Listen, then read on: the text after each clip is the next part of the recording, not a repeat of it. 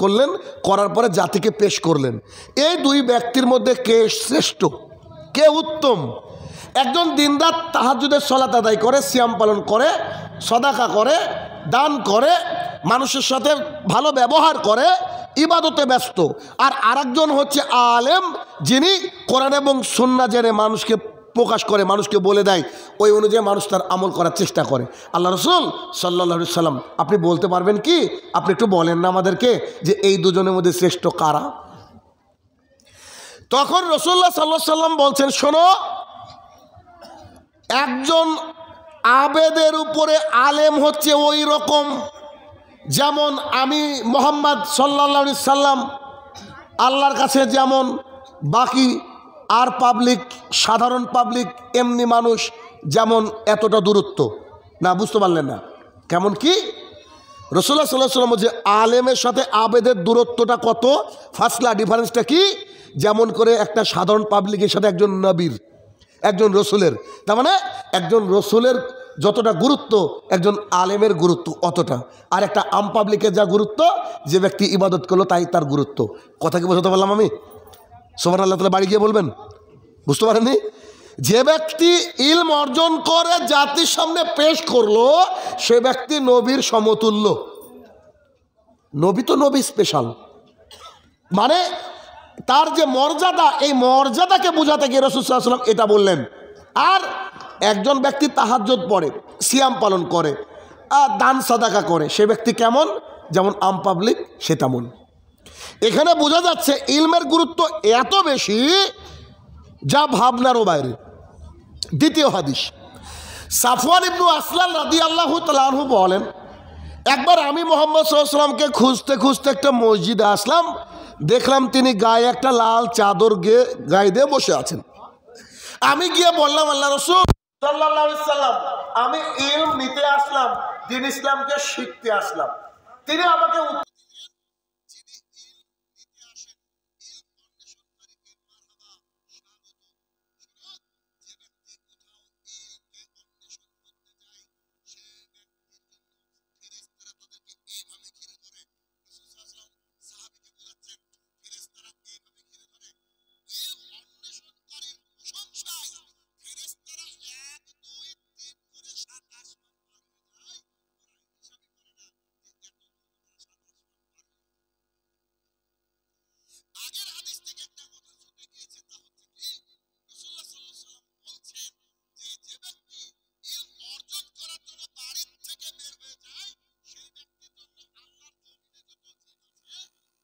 আসমানে যত জীব আছে, আল্লাহ তাআলার সমুদ্র, আল্লাহ তাআলার পুকুর, নদীতে যত মাছ আছে, সবাই তার জন্য মাগফিরাতের দোয়া করতে থাকে। মানে আজকে আপনারা যারা এখানে এসেছেন, আপনাদের একটাই উদ্দেশ্য, দ্বীন ইসলামকে জানবো, তাই তো? যদি এই উদ্দেশ্য হয়, রাসূল সাল্লাল্লাহু আলাইহি ওয়াসাল্লাম আপনার আমার ব্যাপারে বলা হলো যে আল্লাহ সুবহানাহু ওয়া তাআলা আমাদের ব্যাপারে বলছেন, আমাদের জন্য কারা দোয়া করে? পৃথিবীতে যারা জীবিত। আমাদের জন্য কারা দোয়া করে? আসমানে যারা জীবিত। আমাদের জন্য কারা দোয়া করে? আমাদের জন্য দোয়া করে নদীর মাছ। আপনাকে যদি বলা হয় আপনি 10টা মাছের নাম করেন, আপনি বলতে পারবেন না, অথচ কোটি কোটি লাখ লাখ প্রজাতির মাছ হয়তো সমুদ্রের মধ্যে আছে, আমরা জানি না। সবাই আমাদের জন্য মাগফিরাতের দোয়া করতে থাকে। অত দুই হাদিস থেকে আমরা বোঝার চেষ্টা করলাম যে ইলম খুবই এক গুরুত্বপূর্ণ জিনিস। এই জন্য ইলমের ব্যাপারে অহংকার আর ইলমের ব্যাপারে অবজ্ঞা, এই দুইটা জিনিস করা যাবে না। এক, ইলমের ব্যাপারে অহংকার করা যাবে না, ইলমের ব্যাপারে অবজ্ঞা করা যাবে না। ইলমের ব্যাপারে অহংকার আর অবজ্ঞা না থাকলে যেই আলোচনা করুক না কেন, তার সামনে বসে আলোচনা শুনতে হবে, এটাই হচ্ছে হিসাব। নিশ্চয়ই এত বড় গ্রাম থেকে এই কটা লোক থাকে না কি? আরো অনেক লোক আছে তো গ্রামে, নাকি? তাহলে সেই লোকগুলো আসেনি, দুটো কারণ হতে পারে। এক, হয়তো সে জানে, দুই, তার অহংকার। বাকি আর কোনো কারণ আপনি খুঁজে পাবেন না। দেখেন তো, অথচ আমি যে হাদিসগুলো বলবো 90-95% আমরা মানুষ জানি না। আরো একটা গুরুত্বপূর্ণ কথা, ইলমের অহংকার করেছিল একজন ব্যক্তি, একজন ব্যক্তি বলে ফেললাম, সেটা হচ্ছে ফেরেশতাদের মধ্যে আল্লাহ সুবহানাহু ওয়া তাআলা যখন আদম আলাইহিস সালামকে বানিয়ে রাখলেন, রাখার পরে আদমকে আল্লাহ তাআলা অনেক কিছু শিক্ষা দিলেন, দিয়ে ফেরেশতারা তো পবিত্র, তাদের জবান পবিত্র, তাদের ভেতর পবিত্র, তারা আল্লাহর উপাসনা করে, তারা আল্লাহ সুবহানাহু ওয়া তাআলার জিকির আজগারে ব্যস্ত, তারা মোর সুপিরিয়র দ্যান পিপুল, তারা মানুষের চেয়ে অনেক উন্নত। তারপরেও আল্লাহ তাআলা চাইলেন যে তার সৃষ্টি ফেরেশতার চেয়ে উন্নত হোক। আল্লাহ তাআলা আদম আলাইহিস সালামকে সব শিখে দিয়ে ফেরেশতাদের সামনে দাঁড় করে দিয়ে বললেন, তোমরা আদমকে জিজ্ঞাসা করো। তো তারা যা জিজ্ঞাসা করে সব উত্তর দিয়ে দেয়। তখন আল্লাহ তাআলা বললেন, সবাই তোমরা আদমকে সেজদা করো। সবাই সেজদা করলেন, একজন করেনি, নাম কি? তাহলে এই যে শয়তান হিসাবে গোটা পৃথিবীর সবাই তাকে চিনে, মিস্টার ইবলিস। তো ইবলিস কি বলল, আরে আশ্চর্য ব্যাপার, আমি আগুন দিয়ে তৈরি, আমার গতি উপরের দিকে, আর আদম মাটি দিয়ে তৈরি, ওর গতি নিচের দিকে, আমি হচ্ছে ওর চেয়ে সুপিরিয়র। আমি কি এই কাজ করতে পারি যে আমি একটা মাটি তৈরি জিনিসকে সেজদা করতে পারি? তাই সে ব্যক্তি অহংকার করলো, সেই মালাক অহংকার করলো, যার ফলে আল্লাহ সুবহানাহু ওয়া তাআলা কিয়ামত পর্যন্ত গোটা জাতির সামনে কোরআনুল কারীমের মধ্যে প্রকাশ্য শত্রু হিসেবে আল্লাহ তাআলা বলে দিলেন। তাহলে শুধু কি ইবলিস ওইটাই, নাকি আমাদের সমাজে এমন কিছু মানুষ আছে যারা ইলমের অহংকার করে, তারাও ইবলিস কিনা? কথা বলেন, তারাও ইবলিস। অতএব ইলমের অহংকার করলে আল্লাহ সুবহানাহু ওয়া তাআলা নবী রাসূলকে পর্যন্ত ছাড়েননি। কেমন? লম্বা ঘটনা বলবো, যে ঘটনা আপনাকে আপনার জীবন পরিবর্তন করতে সাহায্য করবে। একটু দেখেন, মূসা আলাইহিস সালাম বনি ইসরায়েলদের মধ্যে নবী হিসাবে এসেছিলেন। তিনি দীর্ঘদিন দাওয়াতের কাজ করেছেন ফেরাউনের সামনে। তিনি আর তিনার ভাই হারুন দুজনে দাওয়াতের কাজ করেছেন। দিনরাত ফেরাউনের কাছে গিয়ে দাওয়াতের কাজ করার পরেও ফেরাউন ছিল পৃথিবীর ইতিহাসে সবচেয়ে খারাপ মানুষ। কেন? আবু জেহেল তো খারাপ ছিল ঠিকই, তবে আবু জেহেল যখন যুদ্ধ করতে যায় তখন কাবার মধ্যে দাঁড়িয়ে আল্লাহর কাছেই দোয়া করে বলেছিল যে যারা হক পথে আছে তাদেরকে বিজয় দান করো। তারপরে তিনিও আল্লাহকে মেনে নিতেন। কিন্তু ফেরাউন এমন একজন ব্যক্তিত্ব ছিলেন যিনি আল্লাহকে মানতেন তো না, আবার সাথে কি বলতেন, আনা রাব্বুকুমুল আলা, আমি তোদের আল্লাহরও আল্লাহ, আস্তাগফিরুল্লাহ, একথা ফেরাউন বলতেন। তো ফেরাউনকে দীর্ঘদিন দাওয়াত দিয়েছেন কে? মূসা আলাইহিস সালাম দাওয়াত দিয়েছেন। এরকম আমি আজকে যেমন বক্তৃতা করছি, মূসা আলাইহিস সালাম একদিন বক্তৃতা করছিলেন। একজন ব্যক্তি দর্শকের মাঝ থেকে উঠে বললেন, মূসা আপনাকে একটা প্রশ্ন করি, উত্তর দিবেন কি? তখন মূসা আলাইহিস সালাম বললেন, জি বলেন, কি প্রশ্ন? তখন তিনি বললেন, পৃথিবীতে বর্তমানে সবচেয়ে জ্ঞানী মানুষকে, পৃথিবীতে সবচেয়ে বর্তমানে জ্ঞানী মানুষকে? তখন মূসা আলাইহিস সালাম বলছেন, জি সবচেয়ে জ্ঞানী আমি মূসা, আমার চেয়ে জ্ঞানী পৃথিবীতে আর কেউ নাই। এই বিষয়টা আল্লাহ সুবহানাহু ওয়া তাআলা নিশ্চয়ই মেনে নেবেন না, কারণ আল্লাহ সুবহানাহু ওয়া তাআলার এটা ভালো লাগেনি। তখন আল্লাহ সুবহানাহু ওয়া তাআলা তাকে থাবা দিয়ে বলেছেন, মূসা তুমি বললে কি তুমি জ্ঞানী? মানে শোনো, আমি তোমাকে একজন ব্যক্তির কাছে পাঠাচ্ছি, তুমি যাও তার কাছে একটু ইলম অর্জন করো। মূসা আলাইহিস সালাম তিনি একজন নবী মানুষ, তিনি নিজেকে কন্ট্রোল করে নিলেন, কারণ ওই সব মানুষই উত্তম যারা ভুল হওয়ার সাথে সাথে কোনো যুক্তি না দেখিয়ে সরাসরি বলে যায় I am sorry for that, বুঝলেননি, আমি এটা ভুল করেছি, ব্যাস।